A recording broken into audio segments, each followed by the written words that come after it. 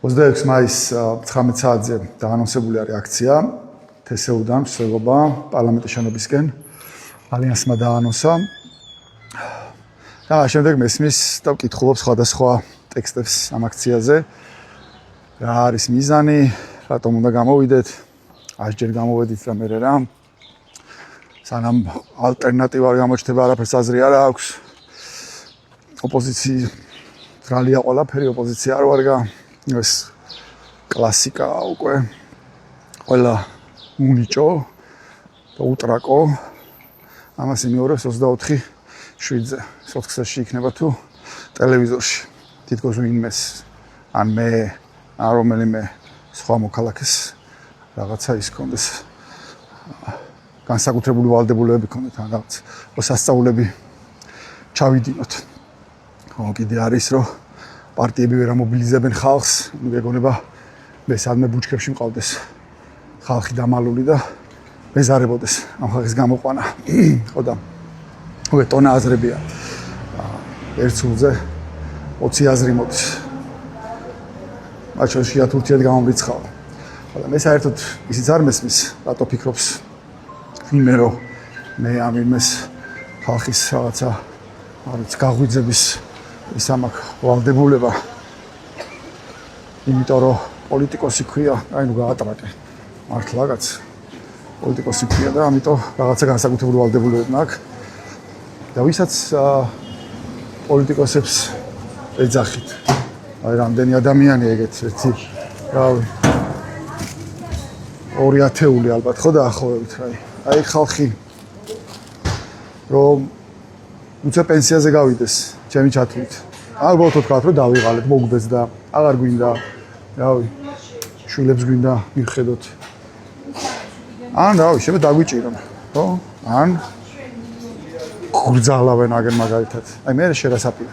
აი შენ კონკრეტულად ბრძნულ აზრებს რო აფრქვევ და მაგითი რო ხარ დაკავებული. ან მაგასაც არ აკეთებ.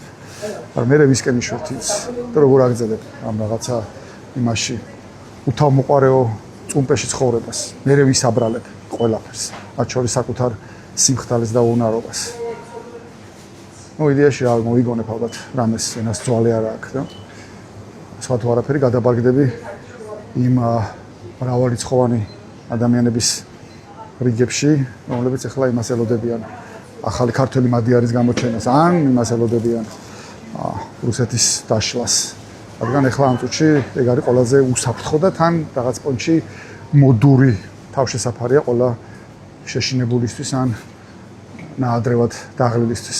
მოკლედ, anyways, სხვაგან წამევიდა, ვაფშე სხვა რაღაც საპარაკს ვაპირებდი, მაგრამ ეს ვიდეო ამაზე არა რაცა ეგა. 26 მაისზე მინდოდა პოლის ტყის თქმა, უბრალოდ იმაზე თუ რატომ უნდა გამოვიდეთ და იგივეს გავიმეორებ, რაც 1000-ჯერ მithვას აქამდეც რა. ასეთი რეჟიმები დგას ყოველთვის ტყუილებს და ტყუილი არის რეჟიმის სისხლი.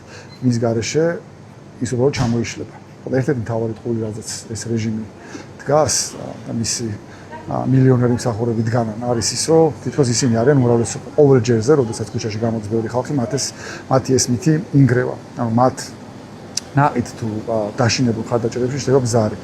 იმედის, პოსტივის და რუსთავის ორის პროპაგანდას აკეთება ძალა. ყოველთვის როცა ბევრი ხალხი გამოდის ქუჩაში, სისტემის სამსახურში მყოფ ადამიანებს, რომელთაც ასევე ყელში აქვს ამოსული ეს რეალობა, მათ შორის შეიძლება ჩვენზე მეტადაც კი და შეიძლება ჩვენზე მეტადაც უნდა ცვლილებები უჩნდებათ იმედი.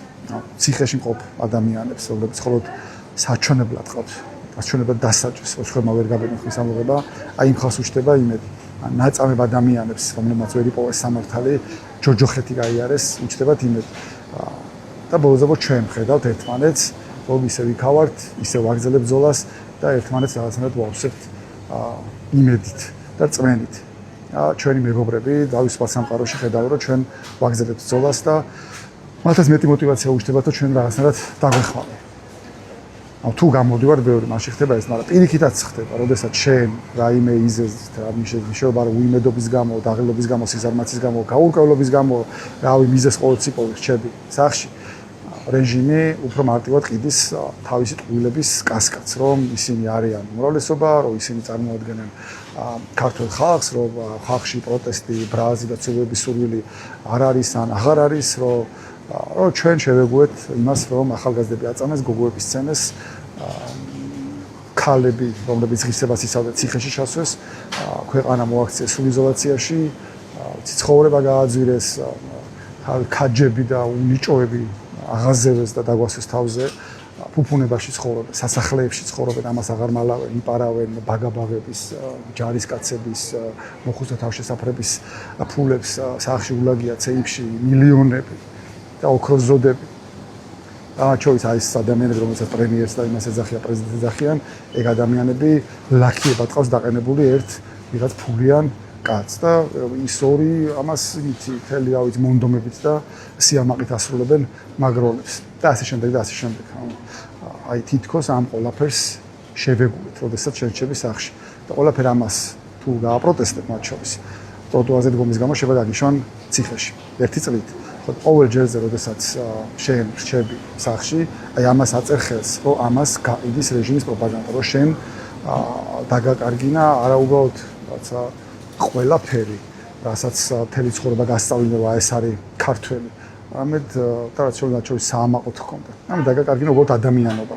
გაქცია პირუტყვად, რომ აღარ მინდა და აღარ შეგიძლია ხმის ამოღება. ამიტომ რა გამოხიდე 26 მაისს, რომ აი ამის საწინააღმდეგო დაამტკიცა, რომ ხარ ისევ ადამიანი, რომ დაუმტკიცო პირველ რიგში საკუთარ თავს, რომ ხა სხვების თვალში რა გამოჩნდება, მაგასაც დიდი მნიშვნელობა აქვს. და კი 26 მაისი არის დამოუკიდებლობის დღე, კი ცხადია 26 მაისი თავისთავად არის ძალიან მნიშვნელოვანი თარიღი, კი ამ დღეს ისედაც ცხადია უნდა გამოვიდეთ გარეთ, მაგრამ ეხლა ვაწუჩი ვარ სხვა რეალობაში, სხვა ბრძოლაში ვარ და სხვა უფრო ფუნდამენტური რაღაცები გვაქვს მოსაგვარებელი, რომ ეს დამოუკიდებლობაც არ დავკარგოთ, ან ამ დამოუკიდებლობას საერთოდ ამ ფასი შინაარსი, აზრი და ღირებულება გააჩნდეს. ხოდა ამის თქმა მინდოდა რა 26 მაისს 19 საათზე თესეუსთან და რა ვიცი გადაეცით ყველას.